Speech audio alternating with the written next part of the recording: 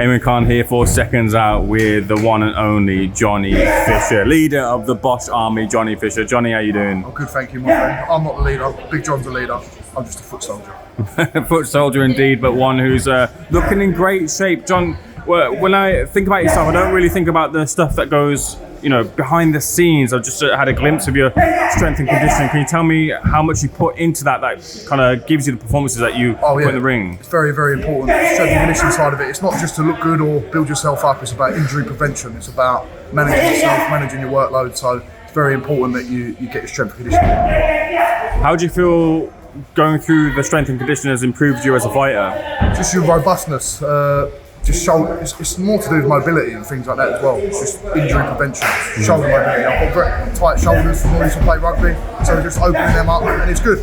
It's just robustness. That's the key to a good strength and conditioning program. You got to have a good frame for it, right? Which you're kind of born with, I guess. As well. Yeah, definitely. And I enjoy that sort of training as well. I grew up playing rugby, obviously, when I was at university at Exeter. Lots of strength and conditioning focus there. And with them big boys, when you turn up there as an 18, 19-year-old and you're mixing with these boys who are 22, 23, who've been doing it for 3-4 years, you have to adapt and grow yourself. So I was drinking 6 pints of milk a day, they were telling us to drink when we was there. Unfortunately, I don't like milk, so I didn't do that. Fair enough, Johnny. So what's the latest with yourself?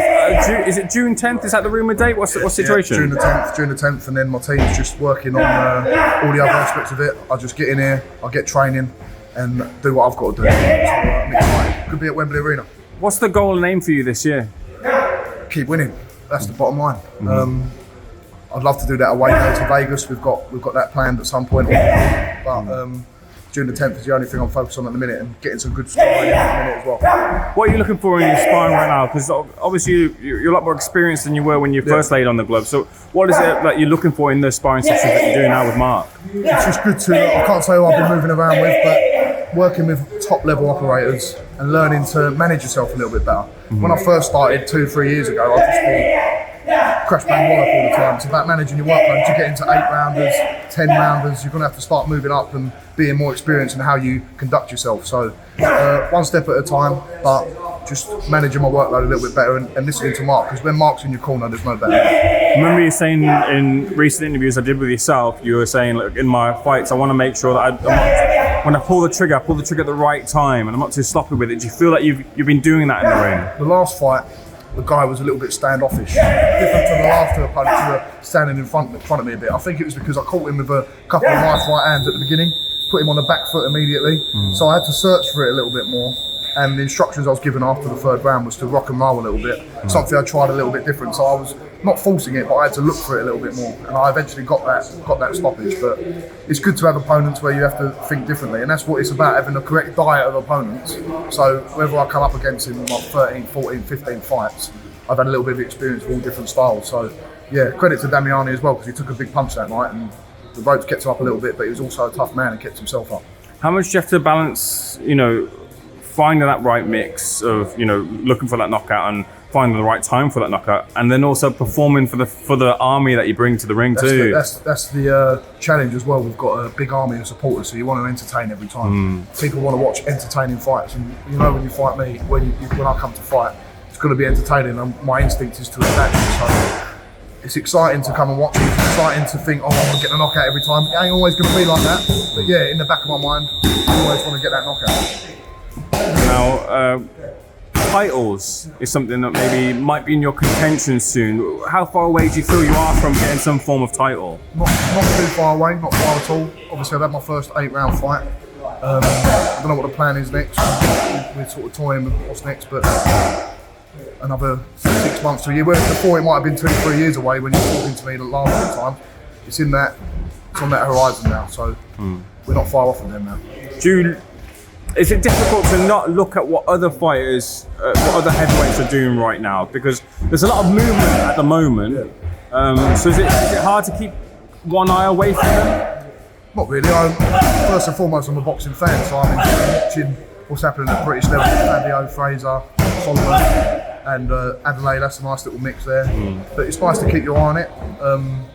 I know where I am, what I've got to do. But yeah, you're always interested just from a boxing fan's point of view as well. But we've got great heavyweights in British British level onwards now. So it's an exciting time. I think you've got your finger on the pulse in terms of boxing fans' opinion on fights. So I want to get your opinion on a couple of things. Let's talk about Fabio Warden and Fraser Clark. How do you feel that fight goes? Yeah, it's a great fight. Obviously, I've done many rounds with Fabio. Vast improvements as well. We've both improved as we've moved up, and yeah, he's the man at the top. He's got the belt. But Fraser Clark, yes, he might only be 5 or 6 fights into his own professional career, but he's got bundles of amateur experience. So it's an interesting matchup. It's the pedigree of Fraser Clark versus the dominance of Fabio Warden. It's a pick 'em. I like Fabio as my friend. I like Fraser, so I'm not going either way. But I can see how both guys can win that fight. Who's the favourite, do you feel? I think Fabio is a champion. He's a champion, and he's had 13, 14 fights now. I believe.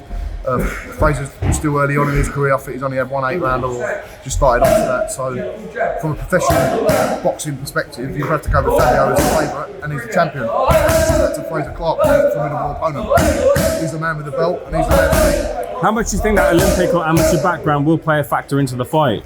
It's very hard to tell because for some people, amateur background, if someone's good and they've come from an amateur background, you always say, oh, it's because of the amateur pedigree.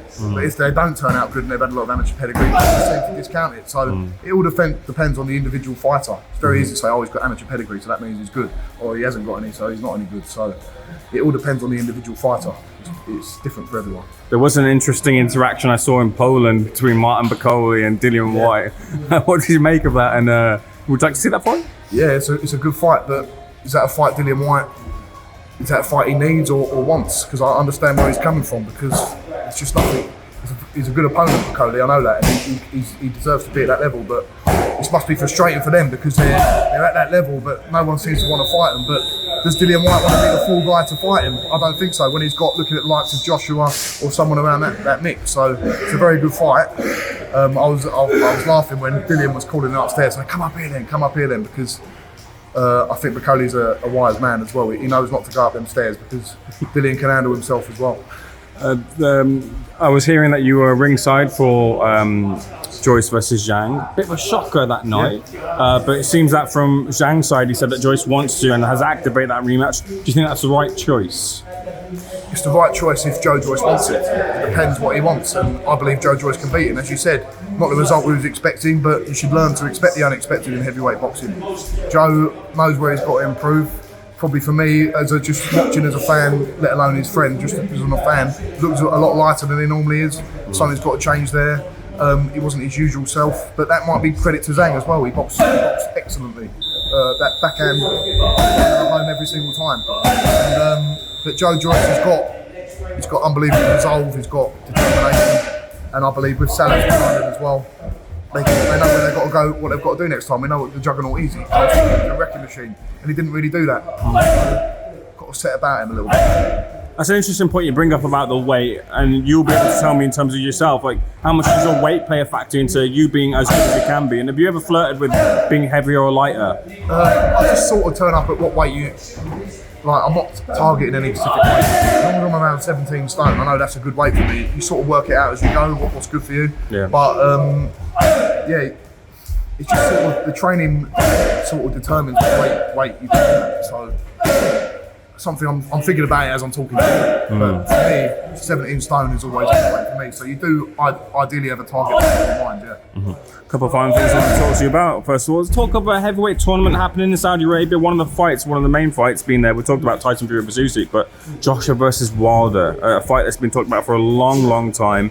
Do you feel that's the right fight for Joshua to take right now? Joshua versus Wilder is a great fight, and Anthony Joshua's done a lot for British boxing, and everyone's going to want to tune in to watch him. We saw that even when he fought someone who's not at that world level in Jermaine Franklin, still sold out the O2 Arena. Joshua Wilder is a great fight. People will come and to watch. A very, very dangerous fight for Joshua. But yeah, something to see that. The heavyweight tournament, something that excites me. Whether these things materialise, we know in professional heavyweight boxing, we don't know until that post is up on the Instagram that he's fighting him, so we don't know, but that's exciting. But then you've got guys like Dillian and other guys who want to be in that tournament as well, so they're even talking about making it an 8-man heavyweight tournament, aren't they? You ever sparred AJ? Never sparred with Joshua, no. I'd love to spar him, but never have. Has ever been close to sparring him at all? Just me sparring him? Yeah. No, never. I think where he's been sparring Usyk, I think the last couple of fights as well. Southpaw dominated sparring, so yeah, never got the chance, but hopefully I will in the future. I'll leave the final word with you, Johnny. Out very soon. What do you want to send or say to the Bosch army? From the army, get ready. No Chinese for me. We're getting ready for 10th of June.